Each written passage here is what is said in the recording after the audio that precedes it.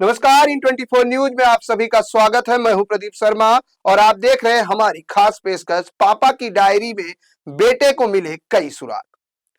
जी हां, हम बात कर रहे हैं अजीत पवार गुट के एनसीपी नेता बाबा सिद्दीकी की हत्या मामला दिन ब दिन उलझता जा रहा है। अब बेटे जिशान सिद्दीकी द्वारा पुलिस को दिए गए इकबालिया बयान में कई अहम खुलासे हुए हैं। उन्होंने बताया कि उनके पिता बाबा सिद्दीकी हमेशा अपनी डायरी में रोजाना की घटनाओं को लिखते थे और हत्या के दिन की डायरी में भाजपा नेता मोहित कंबोज का नाम भी शामिल था। ये खुलासा हत्या की जांच को एक नया मोड़ दे सकता है, क्योंकि इससे यह सवाल खड़ा होता है कि क्या इस हत्या के पीछे किसी राजनीतिक षड्यंत्र का हाथ है।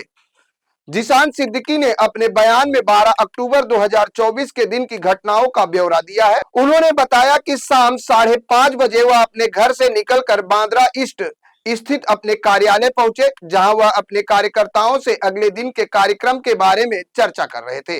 शाम 7 बजे के करीब उनके पिता बाबा सिद्दीकी भी कार्यालय पहुंचे और उन्होंने भी कार्यकर्ताओं से दूसरे दिन के कार्यक्रम पर चर्चा की। इसके बाद बाबा सिद्दीकी एंटी चेंबर में बैठकर अन्य कार्यकर्ताओं से भी बातचीत करने लगे। जिशान ने बताया कि रात करीब 9 बजे उन्हें भूख लगी और वह अपने पिता को इस बात की जानकारी देने के लिए एंटी चेंबर गए, लेकिन उस समय बाबा सिद्दीकी नमाज पढ़ रहे थे। इस वजह से जिशान वापस अपनी केबिन में बैठ गए।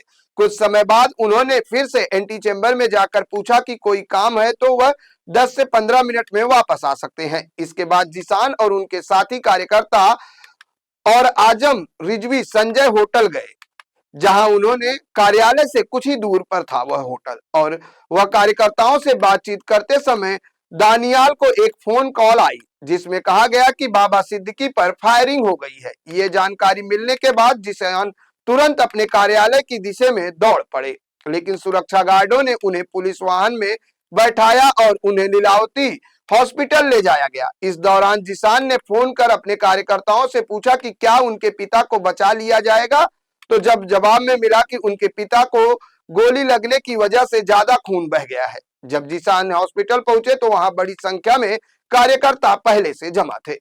जिशान का आरोप है कि खेरवाड़ी पुलिस ने शिकायत को अनदेखी की है।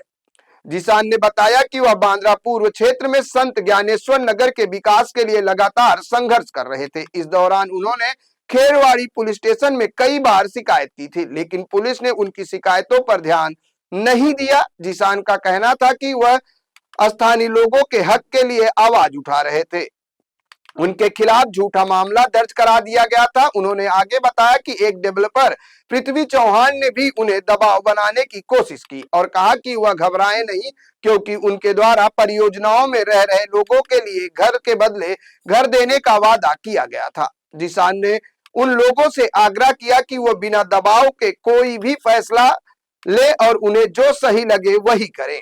इसके बावजूद उनके खिलाफ खेरवाड़ी पुलिस स्टेशन में झूठा मामला दर्ज किया गया और विकास कार्य रुकवा दिया गया। जिशान ने आरोप लगाया है कि डेवलपर के दबाव में खेरवाड़ी पुलिस स्टेशन ने उनके खिलाफ कार्रवाई की और सरकारी योजनाओं को रोक दिया। उन्होंने बताया कि जब उन्होंने अधिकारियों से संपर्क किया तो कोई भी कार्रवाई नहीं की गई। इस दौरान जिशान ने सीनियर पुलिस अधिकारियों को मामले की जानकारी दी और अंततः कामगारों को छुड़ाने के लिए निर्देश जारी किए गए। यूं कहें कि बाबा सिद्दीकी मामले में लगातार पुलिस की जांच जो एक तरफ आगे बढ़ रही है तो दूसरी तरफ मामला उलझता जा रहा है और अब बेटे के बयान से कहीं ना कहीं इस पूरे मामले में नया मोड़ आ सकता है।